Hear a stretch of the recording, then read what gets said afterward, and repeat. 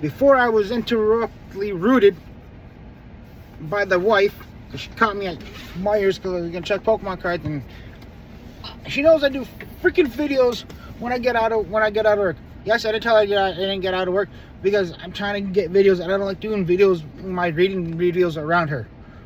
I don't know why, but I don't. And I'm not gonna do this in front of her because she'll laugh. I gotta do videos later. Anyways, this is part 2 of chapter 10. Kodexi let out a low whistle, and now he wants all of them. Kodex's rotating eyes spun faster. Yes, to finish what he started, to make Galaxy his way. Kodexi looked around nervously. Okay, that's terrifying. Kodex turned to Chubbs. Many cycles passed. Dream come to the elder blinks. Chosen one come from above. Chubbs gulp. Chosen? I mean, chosen for what? At last destroyed and destroying power that destroyed Nepar. When Chubb's face screwed up in confusion, Codex tried to explain another way to start the finish. Zelma and Kodexi exchanged a mystified glance. Codex's voice became impatient. Finish it with what Nepar started. End Neptune Galactic Conquest. Finish, start, end. Why him? Goosebump injected. Why him? Wilby echoed. They called to me, and they are you sure we really have to destroy them? That feels awfully extreme. One of Kodex's eyes swiveled to Wilby, while the other held unwavering to Chubbs. Doomskills not let go easy. They're clean. They twist. I don't feel anything. I certainly don't want them. I just don't want them to tend my plants. Kodex's hair glowed brighter in relief. That's why I chosen you. Deaf to the whispering, stronger than Neptune. Chubbs began to quiver. No pressure or anything. Hee. The blobs were wrist comms flared into life at the same time. Zoma. Charlie, guys, the glitches, they're here. We gotta go. Kodex's glowing eyes narrowed. We hope, he said calmly. Blinks preparation begins defending.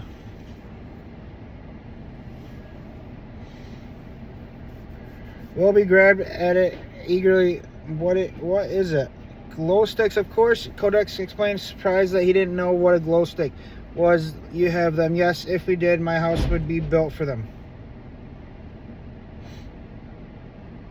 Wilby cried, in fact, maybe I can put in a new order with resettlement commissions.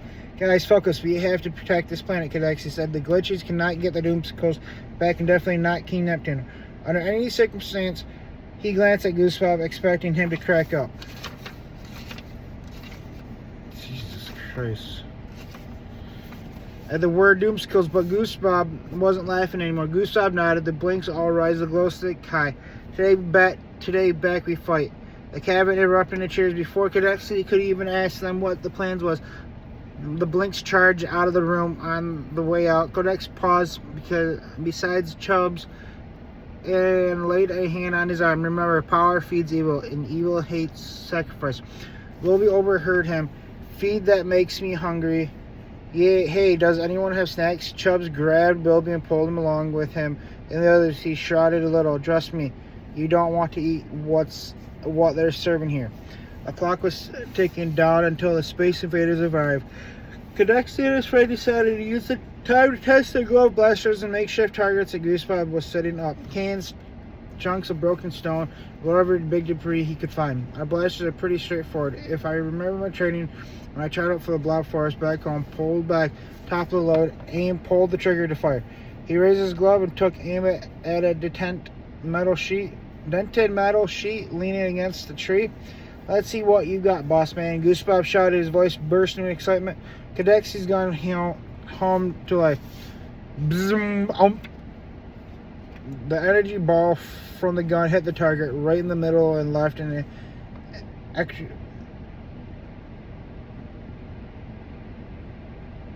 electrical burn to prove it. Wow, I had a brain for how to say that.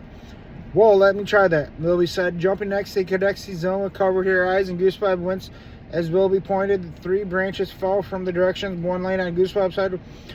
Ow, jeepers, man. Would you watch where you're aiming? You weren't aimed anywhere near the target, he complained.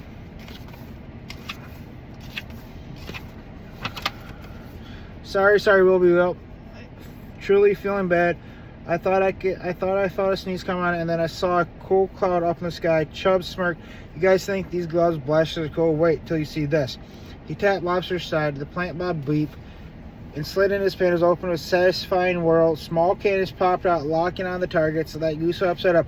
Chubb stepped back. Lobster's screen glowed at its pixel eyes had a serious focus with a high-pitched pew. That's his buddy. Pew pew! It fired cleanly through several cans lined up in the grate. The group stopped what they were doing with their mouths hanging open. Whoa, I didn't know Lobster could do that, Zomer said as Willoughby clapped controlling. Cool. Lobster is going to be a serious help, Cadexy said, fiddling with his glove. Across the landscape of plant splotch, similar explosions and laser shots were going off as the rest of the population prepared to join the outnumbered blob force in defending their planet from invasion. The group broke off from the target practice when the ground began to rumble. Rather than a convoy of blob force vehicles rolled past the street, carrying massive wall structures behind them. What's that? Chubbs wondered. Those are portable defense walls. Looks like we better head to the zone. Zomer said, she's right. When the blob force sets up the perimeter zone, we all take our positions behind it. It could actually explain. Let's go. Almost done, you guys. Only a few more pages. This one's a long chapter. Sorry about that. As the group ran down the street, Cadexy felt ready to take on a new threat. As long as they could stand together, but as the group turned right, Willoughby slowed down behind them and veered left.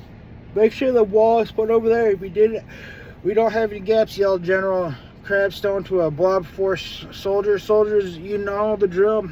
To your post. Yes, sir. Group soldiers shouted as they hurried away. General Crabstone noticed Cadexy and the others jarred into view. Crew 526. The Hulk General looked uncomfortable. Well, it seems like my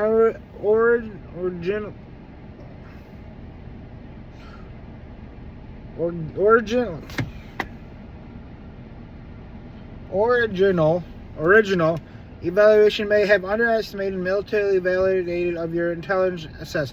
What did he say, Cadexy? Yes, I think he means I'm sorry, Zomer Grimm. Crabstone cleared his throat and straightened his uniform. No matter now, we have it completely under control. He raised his voice. These bad guys got nothing on us, blobs. Ain't that right? The soldiers nearly cheered, answered.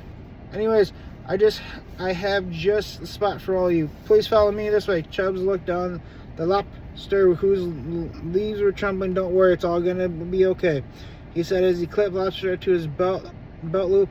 The general took them to a mobile command unit positioned behind one of the defense walls. Inside the hasty construction operations tent, screens it lit up with views of various locations on splotch in the sky. The galactic maps, holograms of officers reporting in, and approximately alerts and robotic readouts at all added to the buzz of activity. Crabstone stopped to face the group. Now consider these.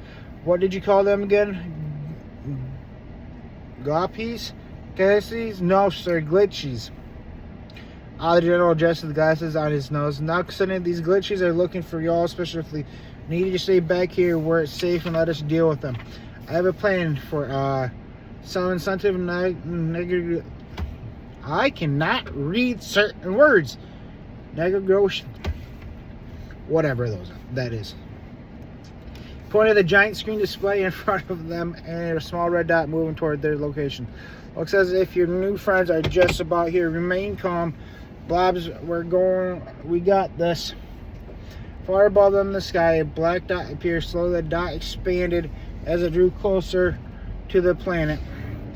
General Crabstone finished the last minute commands and then flashed a big grin as he glanced to the crew.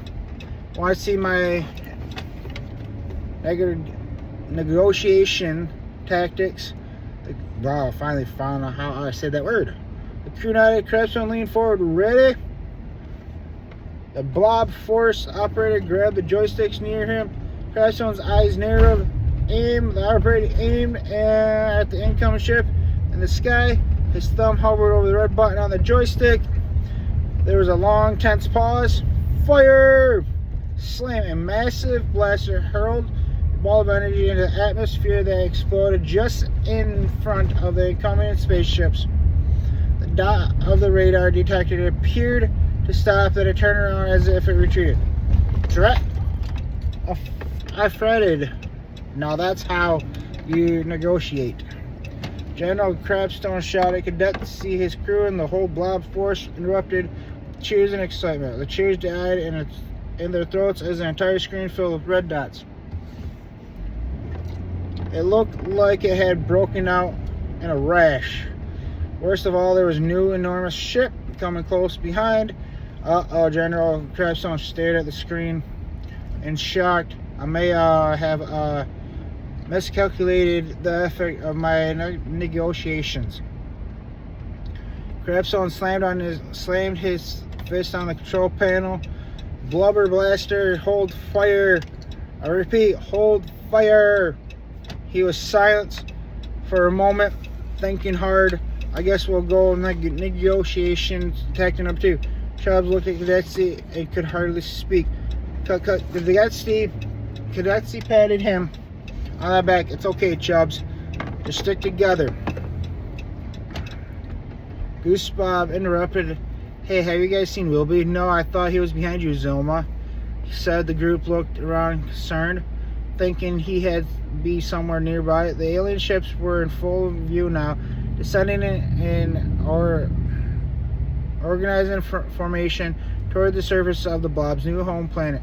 The flying black rectangles had red lights, green tubes coming out of the top.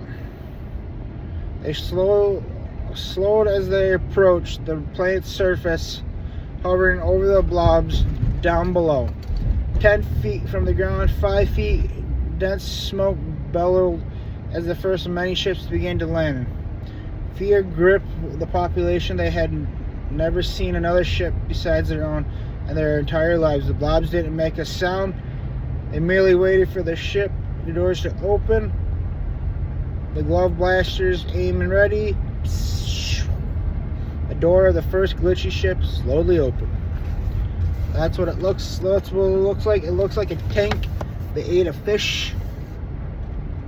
That's a mini whale. Have a good one.